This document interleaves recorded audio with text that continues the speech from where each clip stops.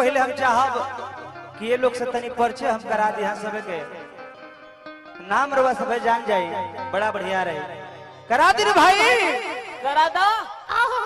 आपका नाम मैडम? मिष्टी। मिष्टी तो मिष्टी नाम पड़ी।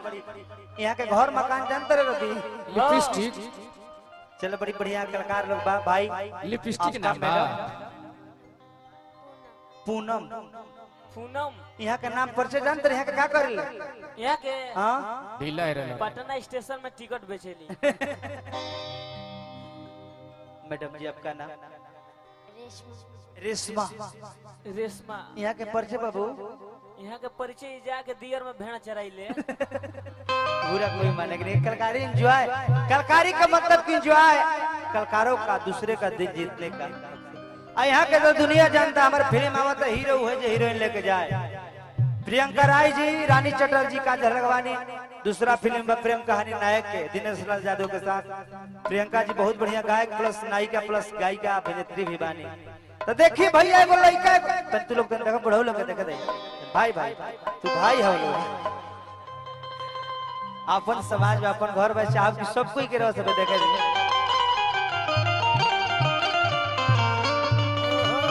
हेलो एक आवाज उठाबो, कहाँ गेल नो? हेलो हेलो हाँ कम मत करी। देखिए एगो सबसे पहले एगो लड़का एगो लड़की के देखले बात कहत गए प्रियंका हो अरे कि हमारा पास रुपया एडवांस नहीं खे,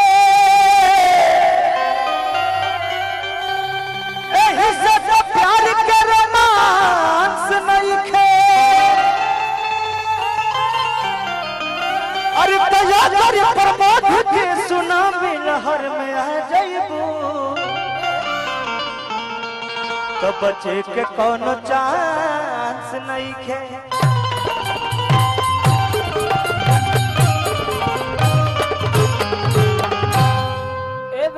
अरे भगवान करस की सुनामी ले हर पाकिस्तान में आवो हिंदुस्तान में कहे रे हमारा भी रुपया पैसा नहीं खे रबिया, तार लगे 1 रुपया नहीं खे, हमारा भी 1 रुपया नहीं खे।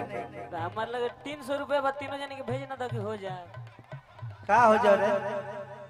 अनहारा में इजी ओ इजी करावल चाहता, मोबाइल में इजी करावल चाहता ना। 100 रुपया में 3 हाली होई। तो ये कहतर पावर है टॉक टांग आइल बा। देखी देखो यही चैत के महीना में एगो औरत अपना पति से नया नया गहना भइल बा। औरतिया कहते कि रजऊ का हो करे जा, बलमुआ हो, धनिया हो, ए सजनवा का हो तोहरे खातिर 8 लाख के जवानी लेके नैहर से आइल बने। अरे तो तोरे खाली 3 करोड़ के 3 गो संपत्ति पाइटे में रखले बानी। ए राजा जी तू कैसन मर्द बाड़ा हो? बिछावा में ब्लू ऊपर हरियर हो। ए राजा जी हम खाटी भोजपुरिया नारी हैं। एक करे जा हमहू देसिला बस दियर के साण है। ए राजा जी कोनो चीज के नियम कायदा बनावल बा। नियम कायदा बनावल बा तो तोरा पर्दा में गर्दा उड़ा दे। औरतिया कहतिया बबुआ कैसे कि अपने से घोघोटा उठाई पियाया जो हमारा लाज लगोता, तब भोरे छिली हो पियाज हमारा लाज। तू कैसन मर्द बड़ा हो? खरिया हो कि अपने से घोघोटा उठाई पियाया जो हमारा लाज लगोता।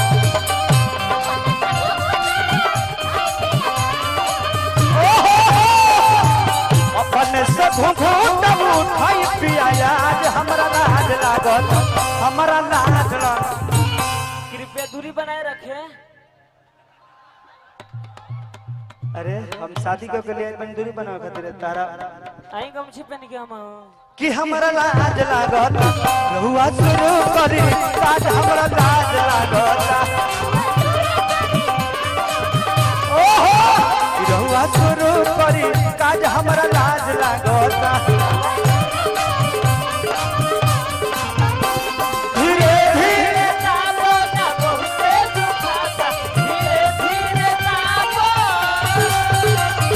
धीरे धीरे ताबो ना उते दुखाता। जाए रोनी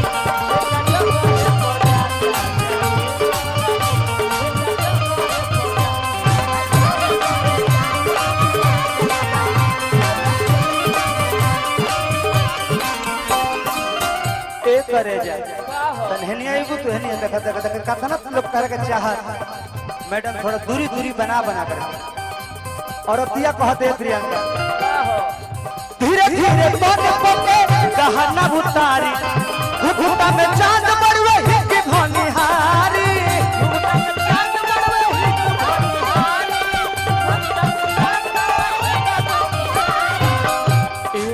अरे धीरे धीरे तन पके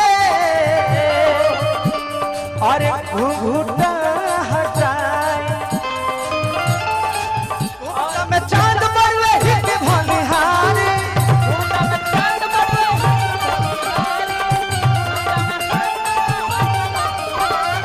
अरे के घुघुटा में चांद बड़वे के भनिहारी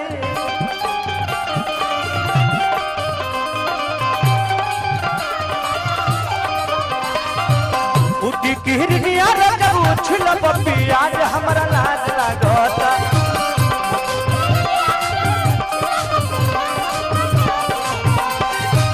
उठी किरनिया रगब उछल बपिया हमरा लाज लागता हमरा लाज लागता रहुआ शुरू करी काज हमरा लाज लागता रहुआ शुरू करी काज हमरा लाज लागता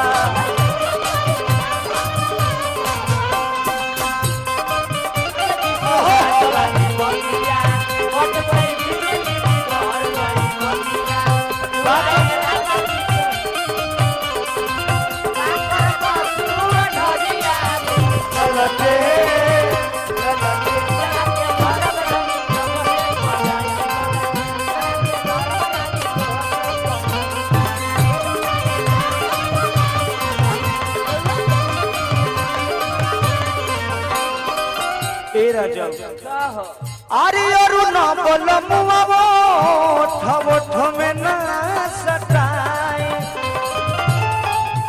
अरे नहीं रोगन गना लयो बदहरा सुहराए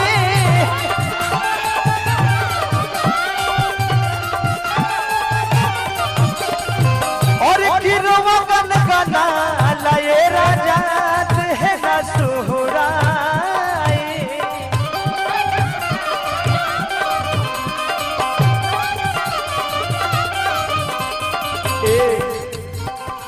रवि पर्व में बड़का छिपट बटते राज हमरा लाज लागता हो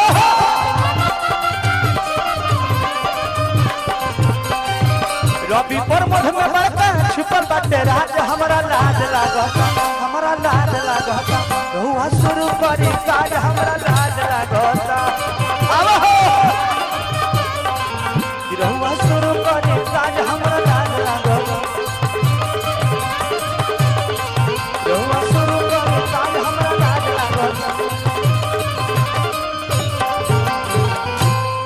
बहुत शिव कुमार भैया मंच छोटा बा बहुत छोटा बना दे पड़ा लोग मंच